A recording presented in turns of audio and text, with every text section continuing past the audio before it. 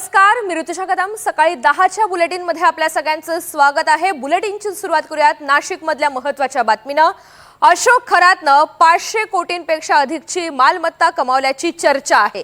मात्र दुसरीकडे अशोक खरातच्या बँक अकाउंटमध्ये फक्त 30 ते 40 लाखांची रक्कम शिल्लक आहे। संपत्ती आणि उत्पन्नाचे स्रोत शोधण्यामध्ये पोलीस यंत्रणांना अडचणी निर्माण होत आहेत, अशी माहिती सूत्रांनी दिली। जमीन, हॉटेल्स मध्ये पैसे गुंतवले का की इतर काही उद्योग केलेले आहेत, या सगळ्या संदर्भात सध्या सखोल तपास केला जातोय। खरातच्या मालमत्तेशी संबंधित व्यक्तींना एसआयटीनं समन्स बजावलंय, अशी देखील माहिती सूत्रांनी दिली आहे। अधिकची माहिती जाणून घ्यात प्रांजल कुलकर्णी आपल्या सोबत आहेत। प्रांजल, एकीकडे विविध खरातचे कारनामे समोर येत असतानाच आता दुसरीकडे मालमत्तांविषयी सखोल तपास केला जातोय। एसआयटीला नेमके कोणकोणते संशय आहेत आणि सध्या त्या अनुषंगाने कसा तपास केला जातोय?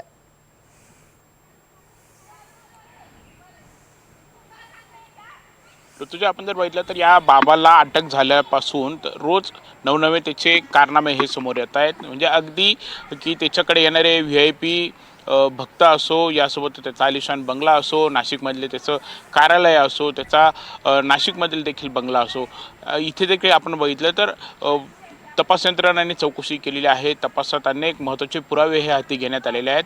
मात्र बाबाची सर्वाधिक चर्चेत राहिलेली जी संपूर्ण ही गोष्ट आहे, जी बाब आहे ती म्हणजे बाबांनी गोळा केलेली मालमत्ता। कारण आत्तापर्यंत आपण जर बघितलं तर जवळपास बाबाने 50हून अधिक ठिकाणी जमिनी असेल किंवा व्यवहार हे केलेले आहेत। कोट्यवधींची त्यांनी माया कमवल्याची चर्चा आहे। अनेक त्याला अधिकारी असतील, काही नेते मंडळी असतील, ते देखील या व्यवहारामध्ये पार्टनर आहेत अशी देखील शक्यता आहेत। काही अधिकाऱ्यांची आपण बघितले तर नावं देखील उघड झालेली आहेत। काही हॉटेलमध्ये देखील त्यांनी गुंतवणूक केल्याची चर्चा आहे। जवळपास बाबाने 500 कोटीहून अधिकची माया ही कमावली असं देखील बोललं जात आहे। मात्र ही सर्व परिस्थिती असताना दुसरीकडे बाबाच्या बँक अकाउंटमध्ये फक्त 30 ते 40 लाख रुपयांची शिल्लक ही तपास यंत्रणांना आढळून आलेली आहेत। त्यामुळे एकंदरीतच आता तपास यंत्रणांसमोर बाबाची संपूर्ण मालमत्ता जी आहे, त्यांनी काय काय घबाड हे गोळा केलेला आहे, कुठे कुठे त्यांनी माया जी आहे ती जमा केलेल्या आहेत, कुठे कुठे गुंतवणूक केली आहेत, हे शोधण्यामध्ये कुठेतरी अडचणी येत आहेत। दरम्यान अशी देखील शक्यता आहेत की बाबाने हॉटेल जमिनीमध्ये पैसे ते गुंतवलेच आहेत। मात्र अजून काय काय बाबाने उचापती या केलेल्या आहेत हे देखील पाहणं महत्त्वाचं ठरणार आहे।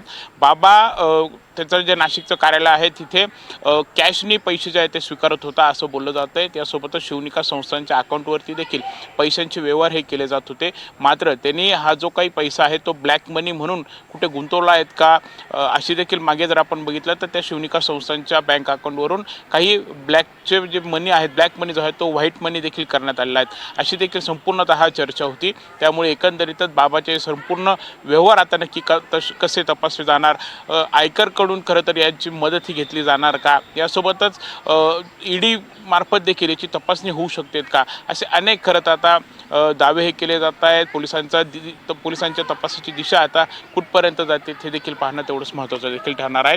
आज आता न्यायालयामध्ये थोड्याच वेळात त्याला हजर देखील केलं जाणार आहे। त्यामुळे आज न्यायालयामध्ये काय काय खरं तर खुलासे होत आहेत, बाबाचे नवीन काही कारनामे उघड होतात का, याबाबत बाबाच्या या सगळ्या घडामोडींच्या पार्श्वभूमीवर आजचा दिवस तितकाच महत्त्वाचा ठरणार आहे। त्यानं केलेल्या गुन्ह्यांची व्याप्ती प्रचंड वाढतेय आणि हे जाळं नेमकं कुठेपर्यंत पोहोचलेलं आहे याचे धागेदोरे शोधण्याचा सगळा हा प्रयत्न सुरू आहे। धन्यवाद सविस्तर माहितीसाठी।